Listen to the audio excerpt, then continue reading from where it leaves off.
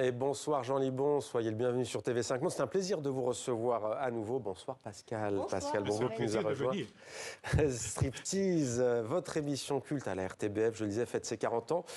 Vous êtes passé au cinéma avec Ni juge ni soumise 2018 et Poulet frites en 2022. Et là, vous revenez en salle avec ce film collectif, Striptease intégral, hein, on est bien d'accord. 5 courts-métrages signés par 4 réalisatrices, plus votre acolyte de toujours, Yves Inan. Pourquoi ce format, peut-être, d'abord?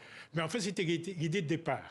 C'était quand moi j'ai été viré, mis à la retraite de toute cette télévision, les Français sont venus me chercher en disant « faisons Striptease ». Et ils voulaient au départ un striptease en petits morceaux. D'accord. Sauf qu'on a trouvé des histoires formidables qui étaient La Juge Gruet avec Ni juge ni soumise, dont on a fait un unitaire.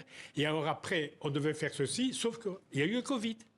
Et le Covid, on ne pouvait pas faire striptease avec un masque devant la gueule, quoi. Ouais. Et donc, on a été récupérer des vieux rushs, et maintenant, on s'est mis vraiment en striptease. Alors, dans les 5, le plus surréaliste, à mon avis, c'est le premier, le dernier que vous signez avec Yves, on en parlera après.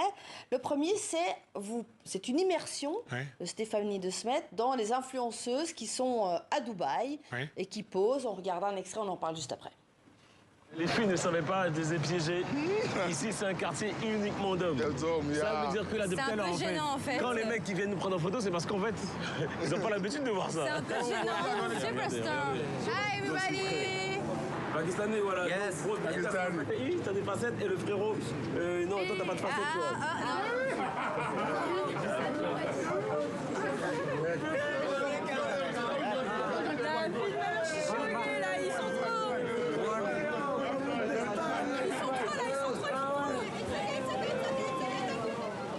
Alors là, c'est du pain béni. Elles ont adoré être filmées par votre caméra.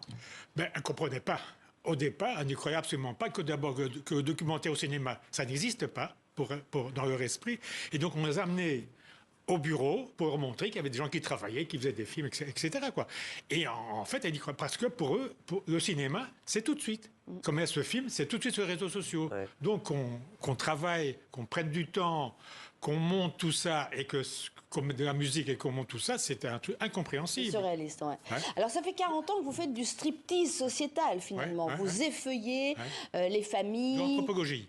De l'anthropologie cinématographique, les familles, les couples, les entreprises. En 40 ans, qu'est-ce qui a changé dans le rapport à la caméra?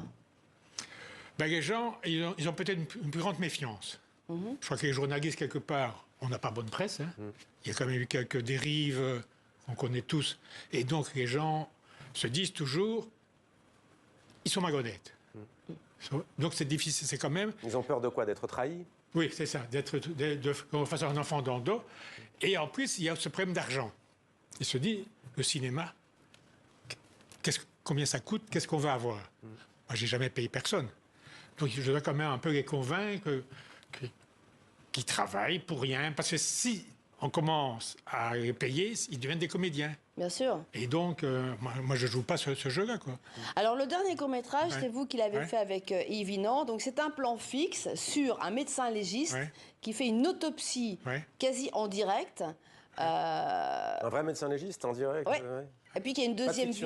Non, c'est pas de la fiction. Mais alors, justement, c'est ça ma question. Est-ce que là, on ne change pas de registre, surtout sur la fin, qu'on ne va pas dévoiler, bien sûr? Absolument pas. Peut-être que la mort fait partie de la vie, hein. Donc, je sais que pour l'instant, on parle beaucoup chez vous d'euthanasie et de vie après la mort. Chez nous, en Belgique, c'est un truc... pour vous, vous êtes des martiens pour nous, hein. C'est un truc qui est réglé depuis très longtemps. Moi, je vois pas très bien. Qui peut m'imposer ma mort, ma vie, déjà qu'on m'impose la vie, hein, je suis pour rien dans la vie. Et donc, c'est une sélection naturelle, la plus dure. Et, certainement. Et la mort, qui peut, enfin, m'obliger à continuer à vivre si j'ai envie de mourir, quoi. Moi, je trouve ça insupportable. Je suis pas sûre que les gens se posent la question de leur mort en voyant votre court-métrage, mais on va parler d'un autre. C'est les antécédents familiaux de Mathilde Blanc. On regarde rapidement un petit extrait. Mais du coup, ton père, c'est pas ton père. Bah oui, voilà. Édouard Blanc. Bah oui, mais ça, il le savait déjà, puisque au tribunal, il lui avait dit que c'est pas son père. Mais bon. Ouais. Et pourquoi moi, je suis jamais au courant de rien? Mais c'est pour ça que tu bronzes comme un Turc, en fait. Ouais, Guaninetti. Alors là aussi, on change un peu de registre puisque Mathilde Blanc filme sa propre famille. Sa propre famille, tout à fait. Expliquez-nous là, c'est une démarche différente de striptease. Oui, mais en fait, le problème, il y a eu le Covid. Hein. Donc, sur toutes les antennes, on voit des journalistes qui mettaient des combinaisons là, bien blanches, et pour aller soit dans les EHPAD, soit dans les hôpitaux. Comme tout le monde, j'étais chez moi. Je me dis, mais il n'y a pas un type, après 15 jours, 3 semaines, qui a pensé à faire un hypochondriaque, quoi. Ouais. Moi, on est tout le temps triste, on est prêt à mourir, essayons de mettre un peu de distance, de décaler ça, donc un hypochondriaque. Et on a cherché et on est tombé sur un film qui était en partie en train de se faire, qui était le film Les antécédents familiaux, par Mathilde Blanc. Donc, on a repris ça. On a remonté ça, et puis ça donne ce truc, quoi. Et alors, c'est vrai, c'est contraire à la Bible de striptease. Hein. Il y a une Bible de striptease, on ne filme jamais ses amis, sa famille, etc. Je trouve que le sujet était tellement formidable que j'ai dit oui. Bingo. Et un deuxième truc, c'est que sur la Bible striptease, tout est fait à caméra à la main, à l'épaule. Ici, il y a un plan sur les 900 sujets qui a été fait au pied, c'est l'autopsie. Et il vaut le coup. Merci beaucoup, Pascal. Striptease intégral, donc, sorti en France aujourd'hui. En Belgique, c'est le cas. Il y a 15 jours. Il y a 15 jours. Et en Suisse? Ça ne sort pas. Et au Québec?